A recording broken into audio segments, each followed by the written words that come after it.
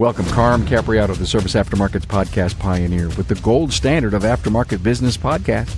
Join me for Aftermarket Insights as we advance the aftermarket. And as always, know that you'll learn just one thing. Find us on your favorite podcast listening app and remarkableresults.biz or on my YouTube channel. Hey everybody, it's Carm Capriato again at Apex 2024. Honored to be in the studio with Eric Sills, Chairman, CEO, Standard Motor Products. It's great to be here. It's great to be able to talk to your audience. And as I just said, hopefully I don't say anything stupid. Well, no, you're going to do great, Eric. I met Eric, I believe, in a meeting. He didn't even know who the hell I was at Long Island City years ago. We went down with our company. We got the tour of Long Island City. I still have the impressions of the people working on new products. I have the impressions of all the testing benches that you guys create to bring the integrity of the product. You put them through all these drills. I had no idea. And I keep thinking, Eric, what if everyone in our industry who buys your product, puts it on a vehicle, satisfy the customer, safe and reliable transportation, knew what went into building some of the products? We bring customers through there a lot, and their eyes are always open the same way you just described, in that, you don't realize what all goes into it, especially as products get that much more complex, and it's no longer just about the complexity of the part, but how it interfaces with other components within a system, or if it's CAN bus, how it has to communicate digitally. And so a lot does go into it. And when we have customers come through, A, they all say, I had no idea. But B, I think it gives them some pause as to who they're willing to buy parts from, because they know that if you're going directly to China or having some other mechanism to get your product that doesn't come from a sophisticated company, now they start saying, how do I know that's going to work? I don't want to test this part on my customer. Unbelievable company, 105 years, Standard, Blue Streak. I mean, Blue Streak was just a brilliant marketing brand, but the quality. Blue boxes. Oh my God! I just remember those uni points from years ago. Yeah, with the Lubrawick, if you remember Lubrawick. That was it. Four Seasons, High Grade, Hayden, GP Parts, Sorensen, Eklund. Are you kidding me? It's a walk down memory lane of all the companies we bought over the last few decades. And at 105 years old, you joined the company. How long have you been there? Full time since '91. But I do like to joke that, it's a family company. As you described, it was founded by my great-grandfather, 1919. So it's been a part of me. I'm fourth generation. So it's been a part of me my entire life. I worked there all through high school and through college. And so full-time, 91. So. Okay, I'm curious. Public company. Yeah. How does the Sills family continue to have that legacy in a public company? You're doing things right. You've never had to bring in an outsider. No, we haven't. That's not to say that we haven't had strong leadership from the outside, and we've had other presidents who have come from the outside, right. And our chief operating officer is not a family member. I'm the only one in my generation. Okay. Okay. And my father was the only one in his generation, which actually simplifies things. You have too many people from the family can create other types of complexity. Sure. Hopefully none of the investors are listening to this, but we don't run it like a public company. We run it like a family company. We run it like a company that's thinking about the long term. We run it from the perspective of what our customers need from us, what our employees expect from us, and just kind of hope Wall Street keeps up. When I think about EVs and I think about this changing technology every day, my question to Standard, to Eric Sills, is how do you guys plan the future parts that we're going to buy from you? Are you doing research? Are you buying vehicles, tearing them apart? How are you planning that the aftermarket will have a wonderful supply of advanced parts? So it's a good question, and I guess it begins with the notion that, look, we've always had to evolve with automotive technology. Otherwise, going back to points, otherwise we'd just be a point condenser company. Right. So we always have to be paying attention to what the new technologies are coming down, and as long as we view that as an opportunity and willing to make an investment in it, we see that as growth potential, and as cars become more complex, we think that's excellent. So whether you mentioned electrification, if it goes in the direction of EVs, which eventually I think it will, or if it continues down the ICE lane, which is going to be that way for quite a while, you're starting to get much more sophisticated systems within that combustion engine, as your audience knows better than I do. And that's all opportunities as they try to make those engines more efficient and effective, and they bring in cylinder deactivation, or they downsize the engine and put in turbos, or variable valve timing, whatever it is. We think this is all great for the industry, great for Standard. How do we figure out what to add? One of the great things about the aftermarket is we do have the luxury of a little bit of time. So we can see what the new technologies are. We can pay attention to what's happening in some of the dealership bays and what they're experiencing for systems that are finding need for repair. And then we have a large team. So we have two separate businesses, as I think most of your listeners know. We have our what we now call vehicle control, and that's actually, I want to talk about that for a second as well. Sure. And that's the largest part of what we do for the aftermarket. And then we have our temperature control. What's in New York is the headquarters for vehicle control, and so that was what the labs and product people that you saw. And so we have a large team of people, and they're paying very close attention to what these new systems are. We very much believe that our customers expect us to bring the new technologies to them. They shouldn't have to figure out, who am I going to go get my cylinder deactivation from? We bring that to them and say, we believe this is in our wheelhouse and what you'd expect us to bring. But that does, as I mentioned, the term vehicle control. We just renamed our engine management division vehicle control a couple of years ago. I like it. It really covers a lot. Well, what it was, it actually covers too much. We may as well have just called it car parts. It's that broad. But it used to be, well, back in the olden days, and you've been doing this a long time. It used to be ignition. If you remember, it was called ignition. Wait a minute. I just hit it. Vehicle control means ADAS. Well, it means we didn't want to just be considered the guy who does parts for the powertrain. Yeah. And nor have we been. So we've been heavily involved in various electrical products, whether it's window switches, column switches, combi switches, or all the safety devices, whether it's the more conventional ABS sensors or tire pressure sensors to what you're describing, absolutely getting into ADAS. We said this doesn't fall in engine management. It has nothing to do with engine management. No, not anymore. So we really kind of struggled to say, well, what do we call this thing? And we landed on vehicle control because we couldn't find anything that was broad enough that we could say, yeah, that makes sense for us to add this as well. And for a long time, we had to have a jar in the middle of the conference table that every time you said engine management, you had to chuck a buck in it because we had to train all of our people to, it's not called engine management anymore. Now we're starting to get some of our customers to call it vehicle control. And I call that it's a swear jar. It's very similar to that. Now, the problem was, though, Carm, that nobody has cash anymore.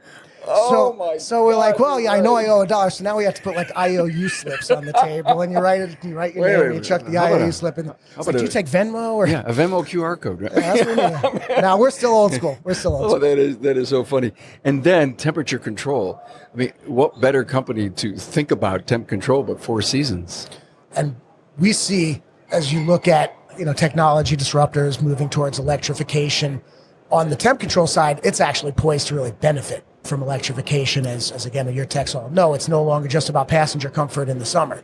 Now it's about battery temperature management, transmission thermal management, inverters, and so on. And so not only are you now operating all year long, but it's more strain on the systems. It's moved from belt-driven compressors to electric compressors. So it's electric water pumps. And so we're not scared of technology change. We see it as an advantage for us because there aren't that many companies who have the capability to evolve with the technology. But we're there. The foundation is so strong.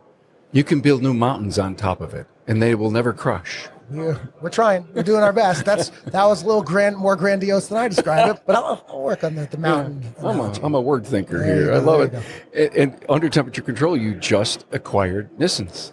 This is a cool one, and much more of a European-based business. About 85% of what they do is in Europe, but they are here in the U.S. About 5% of their sales. A lot's going through the import specialty channel, and they have that feel of being an import specialist. Yeah, and that's really what they are. And so they're not trying to have domestic coverage. They started as all Euro coverage, but now it's all foreign nameplates, all Japanese, Korean, and so on.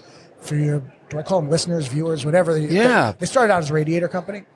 But 15 or so years ago, they made the pivot to get into much more broader thermal management, other types of powertrain cooling, and then into air conditioning. And now air conditioning is pushing 40% of what they do. And recently, they've started to get into what they call engine efficiency. Started with turbos, gotten into electronic throttle bodies, getting into EGR valves. And so what we see with them is that they look a lot like us, but with different strengths. So while we both have a lot of the same categories, they're much better at heat exchangers than we are. We're much better at getting into these vehicle control type products, or we have other parts of the air conditioning system that they're not in, like hoses. And so we see that we can really strengthen each other. But going back to your observation of the name, they have done well here as having this kind of this feel of being, European brand for European applications or for import applications. And they've really been able to leverage that. We just closed on this deal last Friday. Yeah, we're 3 days in. Yeah. We're 3 days in. Although when I said that up in their booth, they were like, what are you talking about? We're 5 days in. We work this weekend. It's like, okay, fair enough. I accept. I guess I work this weekend too. But they're juiced. They're very excited to get moving on integrating the businesses. But by integration, we're really talking about how do we expand each other's coverage? How do we take advantage of what the other side has to offer so that we can, A, become a better company, but in so doing, we become a better supplier. Bring technologies out faster, combining our engineering resources, unifying our product development muscle. So all of that's going to build synergy on all sides, I'm sure of it. The NAPA Now event is a national ownership workshop for our valued AutoCare members centered around business building training from industry leaders. Now, it's not just about owning a shop, it's about owning your future. Join NAPA April 15th through the 17th, 2025 at the Venetian Resort in the heart of Las Vegas, known for its vibrancy, energy, and entrepreneurial spirit. At the event, ignite growth through business building masterclasses from leaders across multiple industries focused on expanding business opportunities. Now, masterclass topics include future-proofing your business, mastering emerging technologies for growth, leadership dynamics, inspiring, engaging, and driving success, shifting tides, understanding evolving consumer behaviors and your bottom line, and young leaders' lasting legacies, mastering succession planning for future growth. Foster collaboration with other like-minded NAPA AutoCare members and store owners. Stop at supplier studios for training, visit AutoCare vendor partners, and finally, join us in celebrating 100 years of NAPA Auto Parts, along with kicking off the next 100 years of partnership. There will also be exclusive giveaways. There are many incentive opportunities to offset the cost of this trip, including AutoCare program earnbacks, and beginning in October, earn up to $1,500 with pre-show supplier training to prepare for the supplier studio training sessions. The NAPA Now event is a national ownership workshop for our valued AutoCare members centered around business building training from industry leaders. Now, it's not just about owning a shop, it's about owning your future. Join NAPA April 15th through the 17th, 2025 at the Venetian Resort in the heart of Las Vegas, known for its vibrancy, energy, and entrepreneurial spirit. Get ready to grow, connect, and celebrate. This is an exclusive event limited to the first 2,000 AutoCare members. Packages are going fast. If you're interested in attending, contact your servicing NAPA store or NAPA salesperson. Does it give you a bigger presence in Europe? Oh, yeah, absolutely. It gives us a big presence in Europe. They do about $260 million a year globally. Most 85% of that is in Europe. They're really a powerhouse. When we decided that we wanted to explore Europe, we knew that we needed to go in big. If we went in small, we would not have the critical mass to be successful. We needed a company that was very well run, that was well capitalized, so that we knew that it was not a fixer-upper. It could do what it needed to do, and now we could harness that and take it even further. Was this a no-brainer? Well, when you're laying out almost $400 million, nothing's a no-brainer. But we've been working on this with them quietly since 2018. It took 6 years to get it there.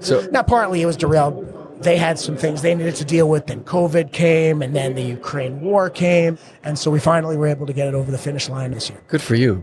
As a global company, North America, Europe, and Asia, what goes on in Asia? You just have plants there? For us, no, we actually then also have kind of another leg of our stool, which we call engineered solutions, which is OE, but it's less light vehicle. It's more commercial vehicle, construction, ag, power sports, lawn I and did garden, not and stuff know like this. that. So this is something we've really been building up.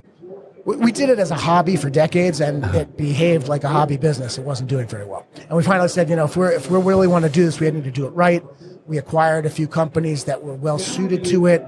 We carved it out as its own operating segment, more so for the customers in that space, so that they could see that it was not a hobby. They could see this has critical mass. This is a real company with real resources, with a broad portfolio. So some of what we have in Asia is selling into kind of the global manufacturers, whether it's in Asia or whether they're selling into Europe or selling to the big farm and ag guys that you see here in the U.S. Yeah. A lot of that comes out of Europe. Training. My audience, it's all about education. That's what I really want to talk about rather than the word training. I think training is like a football camp. They're training, and what we need to do is to get smarter, and be a perpetual student, and all that is, in my opinion, under the banner of education. Ryan Koyman, great friend of the podcast, really good guy. I always loved Ryan's story. He started out in the Bays, and he worked his way up. It is the perfect career path story for Ryan. Sure. You guys invented, I think, supplier training back in the damn 80s, I think. Well, it's always been a big part of what we do. We very much believe we don't want to just be a part in a box. We're very professional installation, professional technician. Actually, I'm using all the wrong words. I loved reading your piece that talks about what it should be called, of really being a specialist. Yeah. Because that is what it is. We need to get away from some of the terminology that downgrades what this job really is. Time out. All the guys at your level here at Apex, AWDA, MEMA, I want to go in front of them and say, stop calling us installers. We don't do rugs. For sure. We don't do rugs. Well, at least nobody calls them mechanics anymore. Well, no, it's the lazy slang For sure. that I think happens from the uneducated. But thank you. But going back to the education piece, we think it's so important, really for two main reasons. One is nothing's more important than having these shops be able to work on new technologies, because if they're not capable, they're going to send the job up the road. We provide that training and education for selfish reasons. We need these folks to be able to work on complex drivability issues, diagnostics. Now you get into the new technologies that tend to start out somewhat intimidating, and our industry always learns it, always gets it right. But that requires the type of participation from both our side, where we're providing the education, and for those students who really soak it up. So we've always felt that it's really important. But then the other reason is we do believe that people do tend to buy their parts from those who taught them how to use them. We'll be there. We're not putting on training solely by ourselves. We're partnering with our channel partners. They'll fill the room. We'll bring in the Ryans of the world, and we get great reception. We train, last count, about 60,000 students a year. Really? And, through COVID, a lot of it went to virtual. Now it's come back to being in the classroom, because that's how these folks want to learn. They want to touch the parts. They want to be with their colleagues. I don't even know how many training modules we have. It's in the hundreds. And we think it couldn't be anything more important. I was seeing recently that 9 out of 10 ADAS jobs are getting sent down the road. That's awful for our industry. We need to get the techs capable of doing this. There's a lot of bad stories going on about this. I was in a meeting the other day. Guy got up, pretty well-known person, said, I had my windshield changed, and they didn't calibrate me, so I had to go to another place. This is a person in the know. Wow. They didn't do it. So my point was, in telling the story, and I think the second time here at Apex, is that the shops that have invested in ADAS equipment and the training, they're going around to their local marketplace saying, listen, I do this stuff. Here's the reason you need to look for all of this stuff if it happens. Going to the collision shops who aren't doing it. Right. They also need to go to the glass shops and say, you cannot not do this. You cannot think you did a complete job without, give them a coupon, give them my number, and say, listen, you've got to go over here and get this thing calibrated. Right. You got a camera pointing 3 degrees in the wrong direction, you got a problem. So there's this really cool discussion that has gone on here in the last day and a half when I said to somebody, it's got to get recalibrated. And they said, no, Carm, it's not it's calibrated.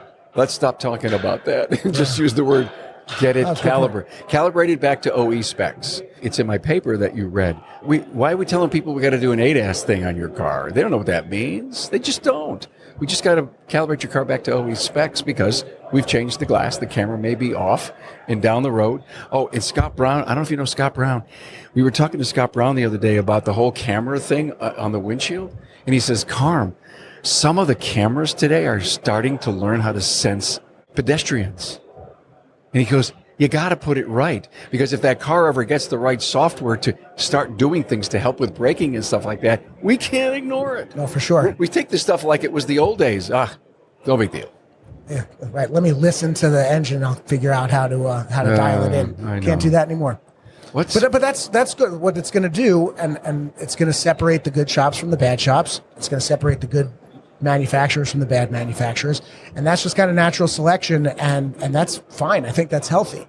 The good shops who are willing to make those investments, and not that everybody has to get into ADAS. It's perfectly fine if somebody wants to be more of a brake guy. Great, plenty of space for that as well. Absolutely.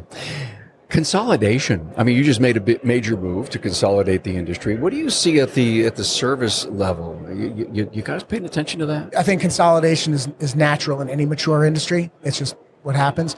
I do see some benefits to consolidation at the service dealer level because of some of the things we're talking about, the need to make investments, the cost of operating a shop, the amount of tools you need to have. And if you're part of something larger, you may have better capability to do that. But we're indifferent. We're happy working with the big national chains. We're very happy working with the individual shop owners. And we're kind of agnostic. But it's happening. It's happening at all levels of distribution. Well, I so admired Standard Motor Products for all the years, sold your product forever, had great relationships with all of your salespeople, loved the training commitment, love your technician bulletins that I think you're putting out. Somehow I get a chance to see a few here and there and to see what you're doing to help elevate the industry. To have you come in my studio here at Apex is truly an honor. I appreciate it. The Sills family is to be commended for all that you've done. I appreciate it. We're all in this industry. I can't think of doing anything else in my life. This is the coolest industry. I know I'm preaching to the choir. We keep America operating.